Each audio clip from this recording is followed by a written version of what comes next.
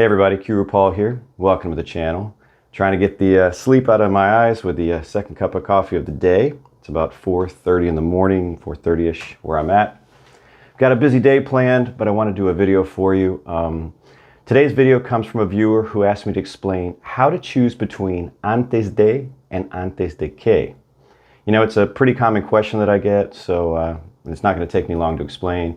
In fact, once I tell you what the patterns are, and if you saw my video on patterns, you know what I'm talking about, you're going to get this real easily, all right? So let's go ahead and jump into it. So we have antes de and antes de que. Very similar except for that que. They both mean before, but you're not going to be using them exactly in the same way, all right? So let's just break this down. Let's start with antes de. You're definitely going to be using antes de with nouns. So on your word list, you should have antes de plus nouns. Examples of this are like antes de la fiesta, before the party. Antes del evento, before the event, that sort of thing.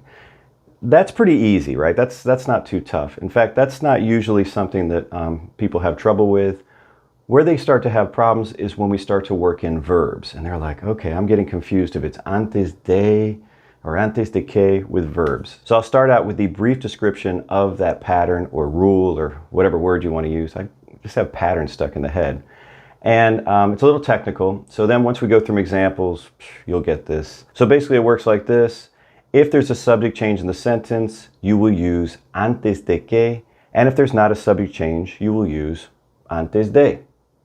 You're like, okay, that didn't tell me much, Paul. I know that whole subject change thing and that description throws people off.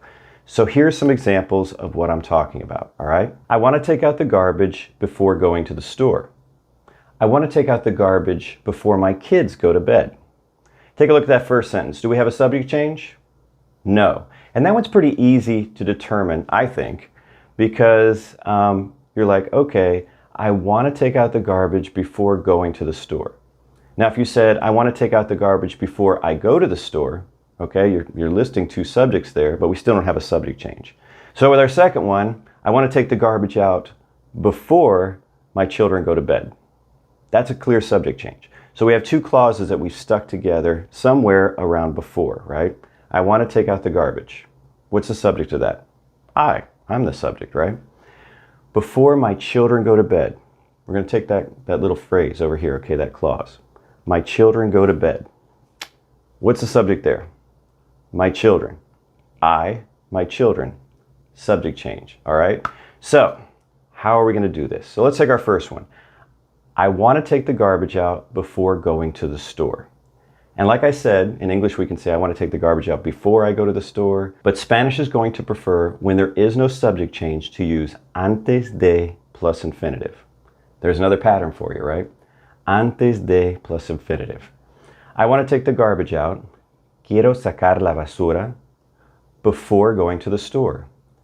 Antes de ir a la tienda. We stick it all together.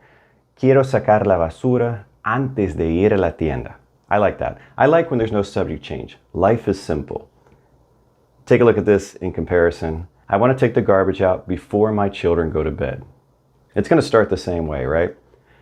Quiero sacar la basura antes de que. Why is the que there? Because we have a subject change. And our formula is going to change a little bit with that. It's going to be antes de que plus the subjunctive. Yes, the subjunctive. I talk about the subjunctive a lot in my videos. It is the keystone to learning Spanish. You're going to have to learn it to get good at Spanish, but don't worry. I have a series that I'm slowly adding to, I know, I get busy, about the subjunctive. And actually, I talk about antes de que in the very first episode. You'll find it under playlists on my YouTube channel. All right, so our sentence would be, I went off on a tangent. All right, our sentence would be, quiero sacar la basura antes de que mis hijos se acuesten. Se acuesten. Now, acostarse is to go to bed or lie down, and it's an AR verb. But when we conjugate it into the subjunctive mood, that A is going to turn into an E, and it's going to be se acuesten instead of se acuestan, all right? And in this one, you're like, okay, Paul, we're talking about a letter. Does it really matter? Does it? With this particular verb, you're not hearing it possibly as much, but with some, it's really going to change. You'll see in the example. So yeah, it matters. If you're going to speak Spanish, you know, you don't want to sound like Tarzan. So that's what we have. antes de plus noun, antes de plus infinitive, or with subject change, antes de que plus subjunctive. So take a look at this sentence. Do we have a subject change? Maria put the clothes in the washing machine before she turned it on. Okay, so we have two clauses separated by before. The first one, what's the subject? Maria put the clothes in the washing machine. Maria. After before, she turned it on. What's the subject? She. But, okay, so we have Maria and she. They sound different, but we're talking about the same person, right? So we don't have a subject change.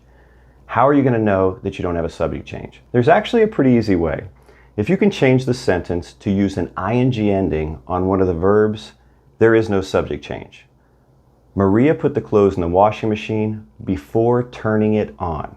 I couldn't say, Maria put the clothes in the washing machine before her son turning it on. Doesn't make sense, right?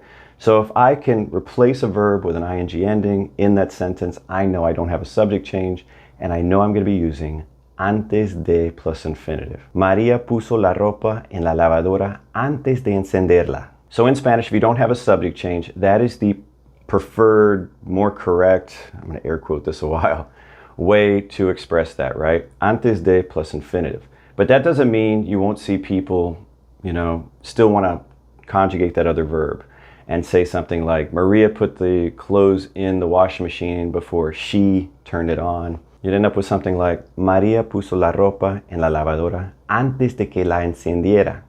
Encendiera. That is the imperfect subjunctive, and look how complex I got, and unnecessarily complex. Because the more correct way to do it would just be antes de, drop in the infinitive, super easy, done for the day, walk away. So let's talk more about that subject change or no subject change. Take a look at this sentence. Is there a subject change? Before reading the book, I want to see the movie. Subject change, no subject change?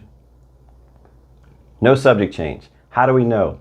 One of our verbs, even in English, is ending with ing, before reading the book. This one might have thrown you off because I put the before part at the beginning of the sentence, but it shouldn't have. It's still following the same rules, the same pattern, right? Should have something like, antes de leer el libro, quiero ver la película, right? Before reading the book, I want to see the movie. I have to study before going out with my friends.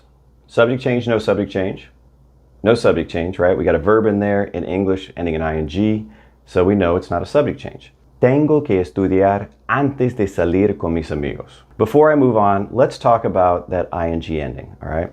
Because I hear from viewers all the time that are like, okay, now I'm confused because I learned that how to conjugate the ing ending from English to Spanish would be like to use ando, like hablando, or if it's an er and ir verb, then yendo, like escribiendo, writing. That's what I learned, Paul, so this doesn't make any sense. Why isn't it, antes de saliendo? Why not? If you're thinking that way, you would be correct in the sense that, yes, when we're translating the ing ending, from English, we typically do it with ando or yendo. That part's correct. That's why I will say things like, estoy escribiendo, I'm writing. Estoy hablando, I'm speaking. What we have here is something that's a little bit different. In Spanish, they're not using their version of the ing ending on verbs that follow a preposition. They're just not using it. And that's why you're not translating it. Probably the most common preposition you're going to see used this way is going to be de. And do we have a de in there? Yes. Antes de, that's why it is antes de plus infinitive. Last two for the day, and I'm going to give them to you together because they're very similar. Might be a little tricky for you, all right? I need to talk to you before I leave. I need to talk to you before you leave. Which one does a subject change? Which one does not? Or do they both have a subject change? They both don't have a subject change? What do you got? First one, I need to talk to you before I leave. No subject change, right? I need to talk to you before who's leaving? I leave. Same subject. Second one, I need to talk to you before you leave. Subject change. I need to talk to you before what? You leave. You want to go ahead and translate those? Go ahead. I'll wait a moment. Maybe. I'd say I'd have more coffee, but then I have to leave, so I'll get some here in a second. You should have come up with necesito hablar contigo antes de irme, right? Irse is the verb that's pronominal that we talk about leaving a place or going off. All right, that's a whole nother lesson, I suppose. Necesito hablar contigo antes de que te vayas. Antes de que te vayas. That also comes from irse, but it is conjugated in the subjunctive mood. Now, I talked about like sometimes when you're using the subjunctive, it doesn't look too different from not using it, just a letter change, and you're like, who's going to notice? Well, in this case, te vayas looks really different than te vas, which would be in the regular present indicative, right? Very different. Te vayas, te vas. People are going to notice that, so learn the subjunctive. Well, that's it for today's early morning lesson. I hope you liked it. If you did, just do me a favor and give it a thumbs up. And until next time, hasta luego.